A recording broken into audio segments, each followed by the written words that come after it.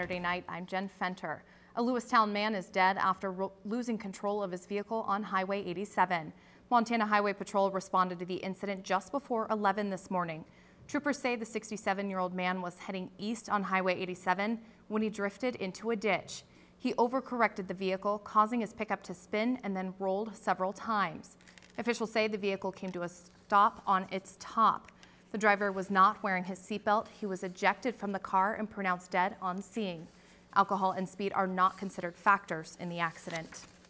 An abandoned car caught fire this evening directly underneath the Warden Bridge in Great Falls. Great Falls Fire Rescue arrived at the fire around 7:30 this evening and had trouble putting out the flames. Officials say the gas tank was compromised and crews had to use foam to extinguish the blaze. Registration on the vehicle was valid and police officers are working with the registered owners for more information. The cause of the fire is still under investigation, but firefighters say they are not ruling out it's suspicious. No one was injured in the accident. Snow showers moved into north central Montana this afternoon. Let's head over to the Storm Tracker Weather Center to see what we can expect for the rest of the weekend. Claire? Well, Jen, through the rest of the evening, we might still see those snow showers hang around depending on where you're at. Here's a look at our live Doppler system. We are seeing the snow has started to move south of Great Falls. Over the last few hours, we've seen it start to move down to Helena, the Great Falls area. Now, with all this snow, the visibility has been reduced quite a bit. So if you're planning on heading out tonight, even through tomorrow morning, please be careful because visibility is very low. And we'll have a complete look at your forecast, though, of how long the snow will stick around and how much we can expect. Back to you, Jen. All right, thanks, Claire. The former public information officer for the State Disaster and Emergency Services Division has filed a lawsuit claiming wrongful discharge of violation of her constitutional rights. Monique Lay filed the suit against the Montana Department of Military Affairs, Disaster and Emergency Services, the former head of the Montana Air National Guard, and current Lieutenant Governor John Walsh, DES Chief of Staff Paul Grimstad, Irv Kent, Ed Tinsley, and Jessica Davies. At the center of the lawsuit, Lay claims that she was dismissed and passed over for positions within DES because she complained about Grimstad favoring Davies because of an affair between the two. An internal investigation by Kent discovered no sexual relationship between Grimstad and Davies, and there was no favoritism. But court documents indicate Grimstad admitted the affair under oath while trying to get a restraining order against Davies' common-law husband. Lay, who spent 22 years at DES, has demanded a jury trial and is asking for compensatory and punitive damages. DES is a division of the Montana Department of Military Affairs, and the department was unable to comment on the lawsuit today. Women are being proactive in making sure they don't become a victim. MTN's Tara Grimes was at the self-defense class and shares the stories of participants fighting to stay safe.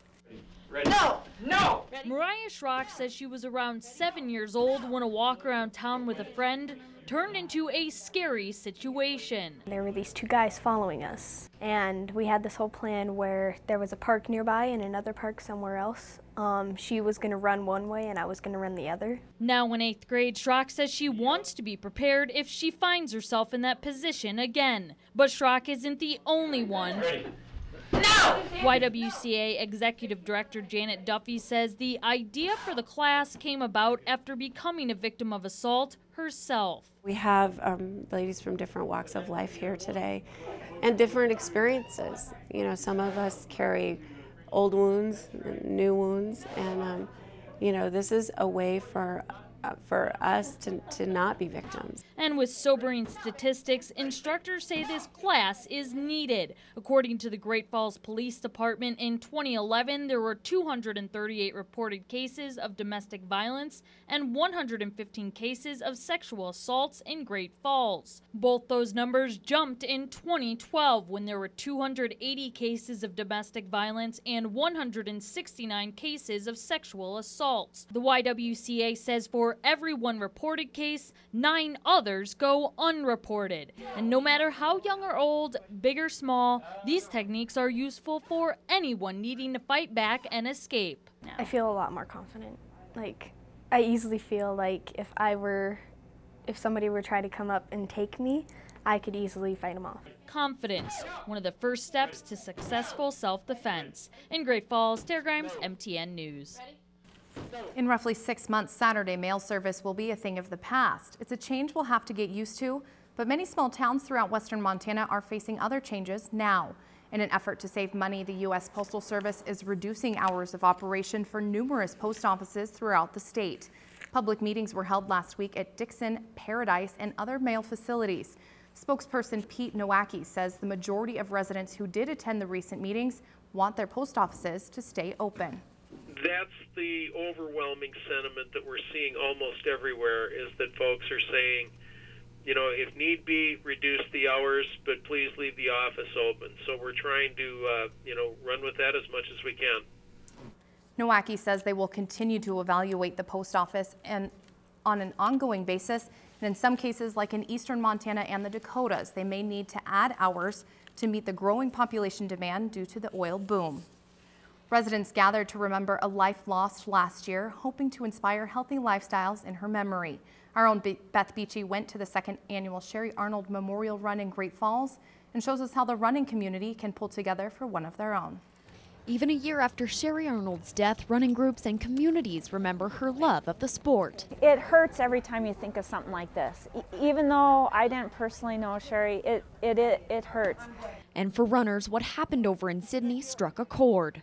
I grew up in a small town, so when I heard of her, it just kind of hit home because I've been out on a country road by myself before. I run by myself all the time, and I just think it's good to be aware no matter where you are, small town, big town. This memorial race had many goals, uniting runners with other runners in the area, exchanging safety tips for men and women while out running, and realizing the vulnerabilities runners have while out jogging.